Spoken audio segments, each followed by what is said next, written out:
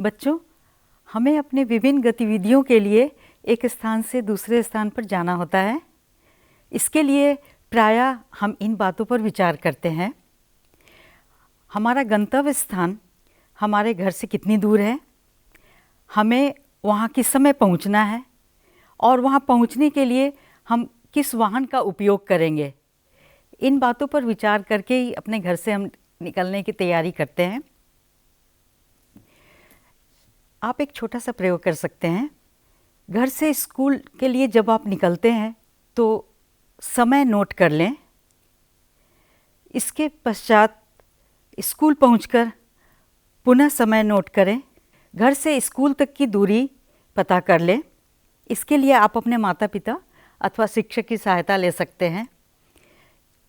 इस दूरी और समय के मान को ज्ञात कर आप अपने औसत चाल की गणना कर सकते हैं।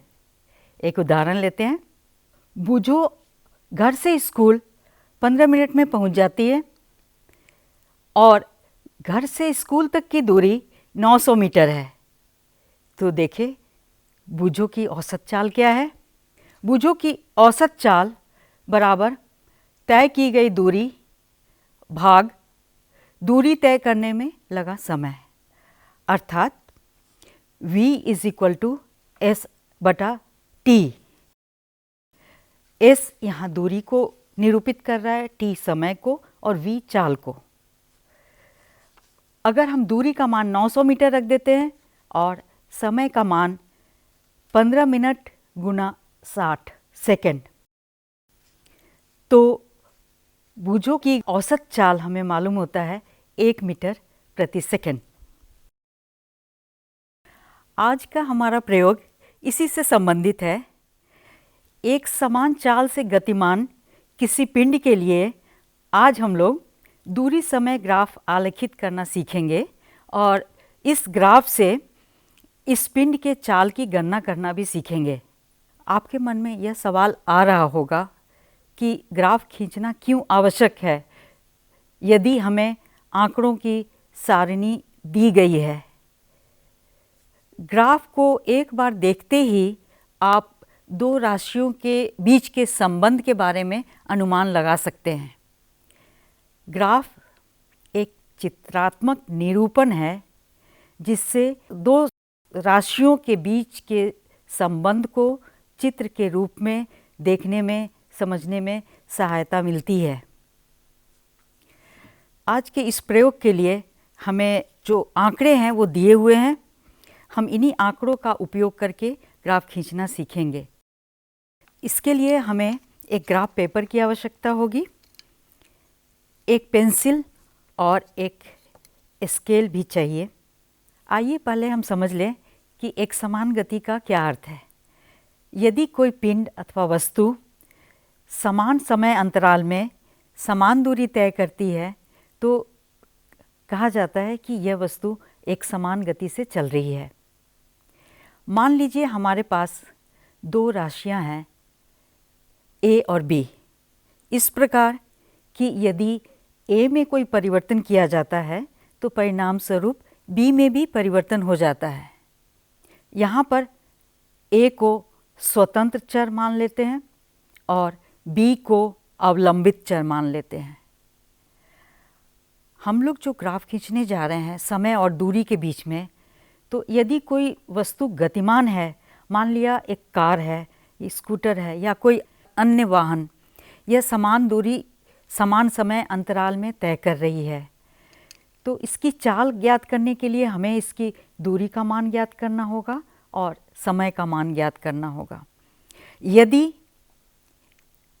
तय की गई दूरी समय के अनुक्रमानुपाती है तो दूरी समय ग्राफ एक सरल रेखा होगी। आइए हम देखते हैं ग्राफ कैसे खींचे।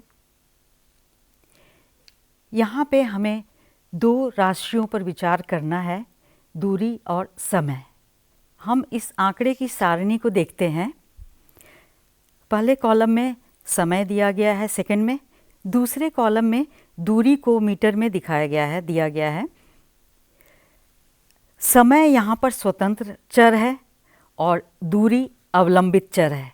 तो स्वतंत्र चर को हम x अक्ष पर लेंगे और अवलंबित चर को y अक्ष पर लेंगे।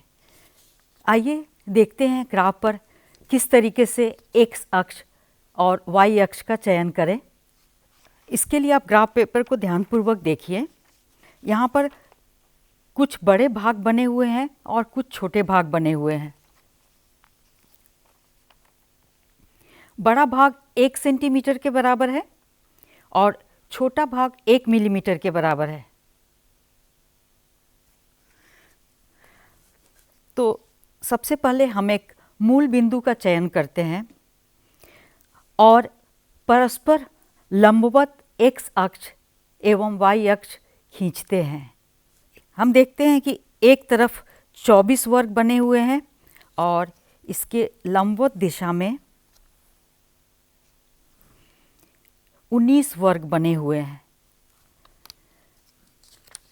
तो हम एक मूल बिंदु का चयन इस प्रकार करते हैं कि बाईं तरफ राशियों के बारे में लिखने के लिए कुछ स्थान बना रहे। हमने एक अक्ष ये खींचा और इसके लंबवत हम y अक्ष खींचते हैं। यहाँ आप देख सकते हैं कि मूल बिंदु O हमने बाईं तरफ कुछ स्थान छोड़ कर लिया है। इससे हमें राशियों को ग्राफ पर निरूपित करने का स्थान मिल जाएगा। इस तरफ हम x अक्ष मान लेते हैं। x की तरफ हमने स्वतंत्र चर दिखाना है। इसको हम लिख लेते हैं। x अक्ष की तरफ हम स्वतंत्र चर समय को सेकंड में दिखाएंगे। इसे हम यहाँ लिख लेते हैं O और x। y अक्ष पर दूरी को दिखाएंगे।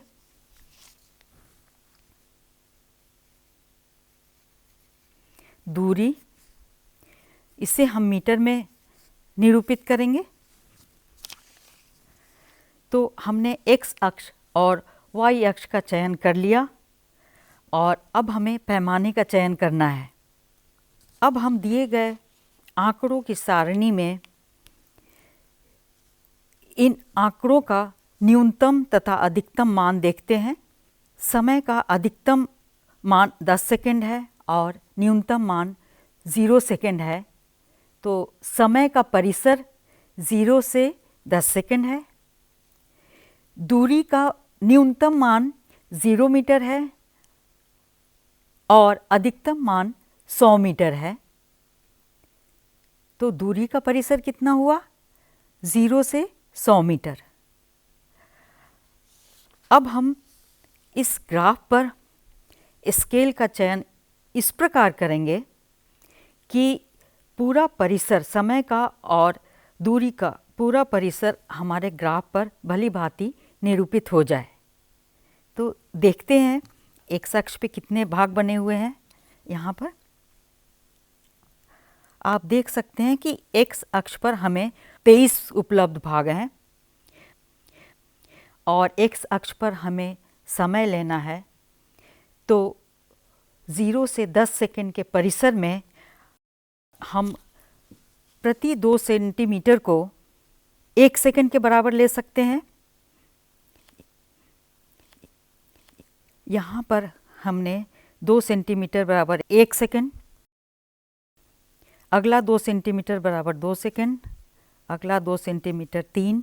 इसी प्रकार हम ग्राफ पर पेंसिल से निशान लगाकर सभी समय अंतराल को लिख लेते हैं 1 से 10 तक। 1 2 3 4 5 6 7 8 9 10।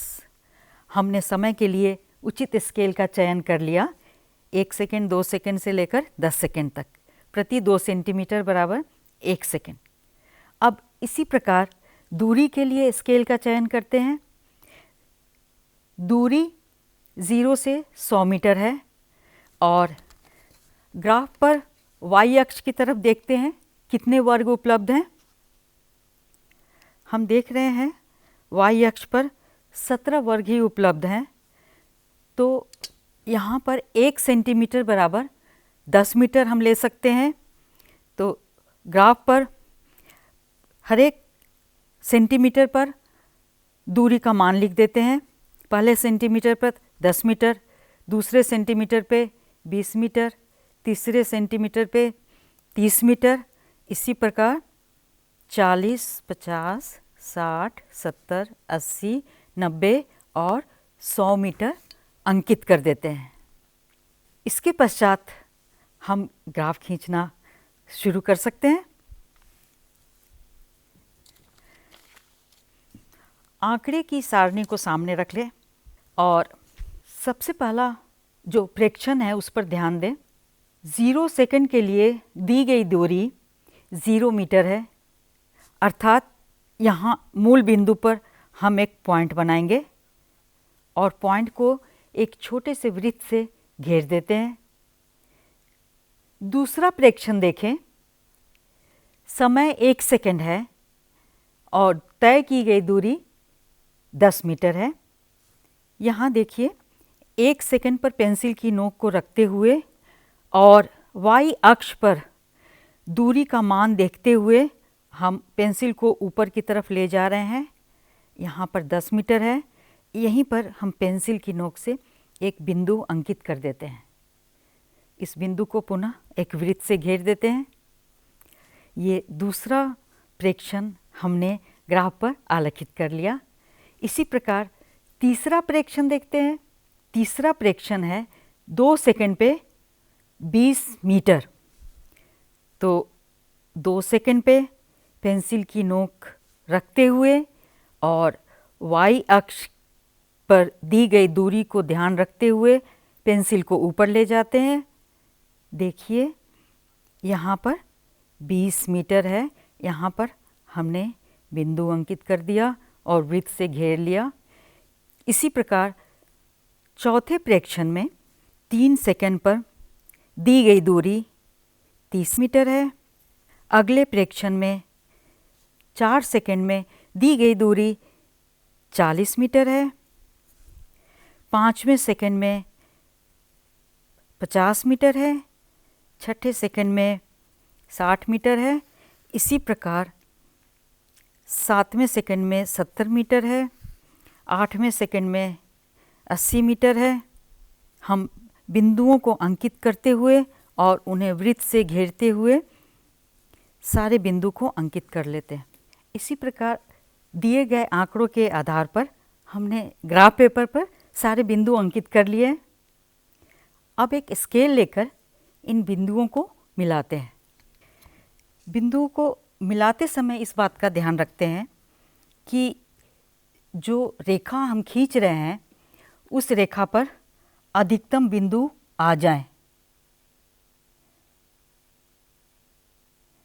आप देख सकते हैं कि एक समान चाल से गतिमान किसी पिंड के लिए दूरी समय ग्राफ एक सरल रेखा मिल रही है जो मूल बिंदु से होकर जा रही है। सभी बिंदु यहाँ पर अंकित हैं। हमने दूरी समय ग्राफ बना लिया है। अब इस ग्राफ पर नाम लिख देते हैं। हम लिख देते हैं दूरी समय ग्राफ और इसे अच्छे से यहाँ पर एक आउटलाइन बना के दिखा देते हैं। ग्राफ पर जो हमने स्केल लिया है उस स्केल को भी लिख देते हैं। हमने लिया है x अक्ष पर 2 सेंटीमीटर बराबर 1 सेकंड और y अक्ष पर 1 सेंटीमीटर बराबर 10 मीटर। तो हमने ग्राफ तो बना लिया। अब इस ग्राफ से एक समान चाल से गतिमान पिंड के चाल की गणना करना सीखेंगे। सरल रेखीय ग्राफ यह इंगित करता है कि गतिमान पिंड की चाल नियत है। यहाँ पर कार की गति का आंकड़ा दिया हुआ है, तो इसका अर्थ है कि कार की चाल नियत है। लेकिन इसकी चाल का मान क्या है? इसे ज्ञात करने के लिए हम इस ग्राफ पर, सरल रेखा पर एक स्लोप बनाएंगे। ग्राफ की प्रवणता से हम कार की चाल की गणना कर सकते हैं। यहाँ पर हमने दो बिंदु लिए हैं, A और B। A और B से हम x अक्ष पर लंब खींचते हैं। A से हमने x अक्ष पर लंब खींचा, इसी प्रकार B से हमने x अक्ष पर लंब खींचा। अब A से हम y अक्ष पर एक लंब खींचते हैं सीधी रेखा में। इसी प्रकार B से y अक्ष पर स्केल की सहायता से एक लंब खींचते हैं। अब A से x अक्ष पर खींचा गया लंब समय के किस मान को निरूपित कर रहा है, इसे हम पढ़ रहे हैं। A से x अक्ष पर खींचा गया मान लिया t1 से निरूपित करें तो t1 बराबर 5 सेकंड है।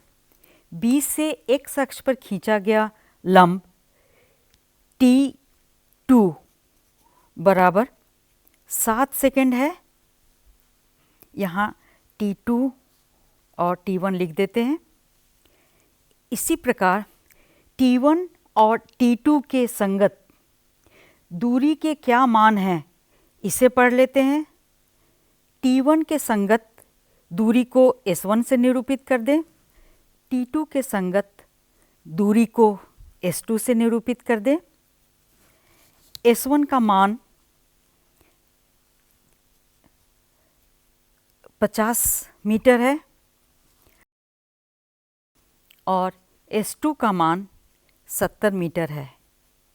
तो चाल बराबर दूरी बटा समय आपने पहले देखा है। दूरी यहाँ पर हमने s2 माइनस s1 लिया है और समय अंतराल t2 माइनस t1 है।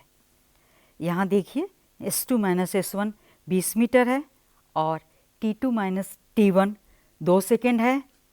तो चाल का मान हमें ज्ञात हुआ 10 मीटर प्रति सेकंड।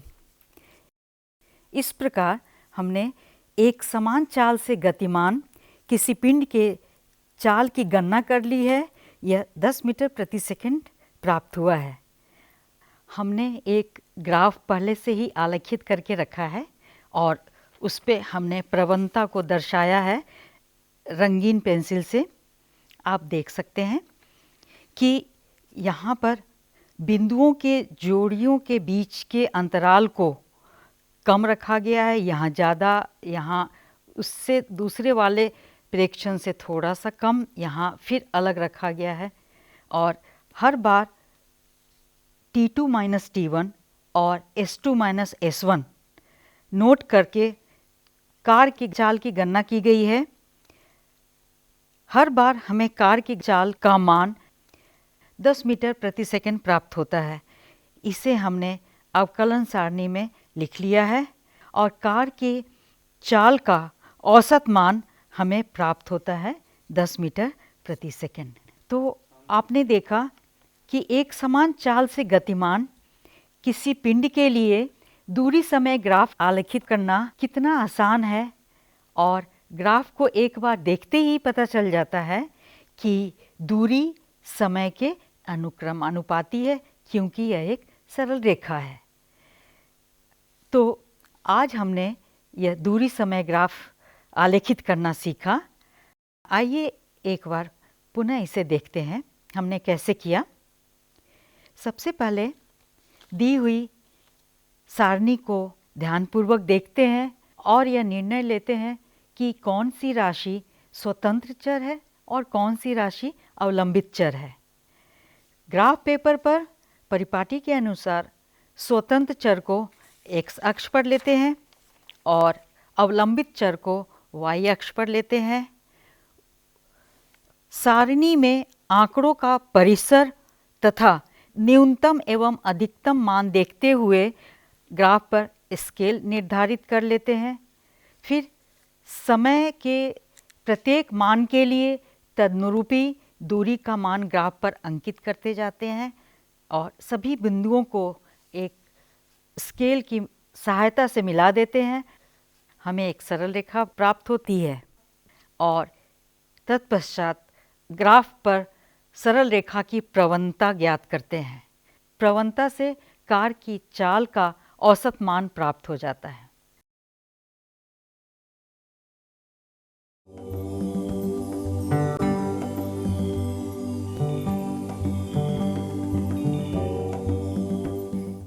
तो ग्राफ खींचने से हमें एक लाभ यह भी होता है कि दिए गए परिसर के बाहर भी गतिमान पिंड की स्थिति हम ज्ञात कर सकते हैं।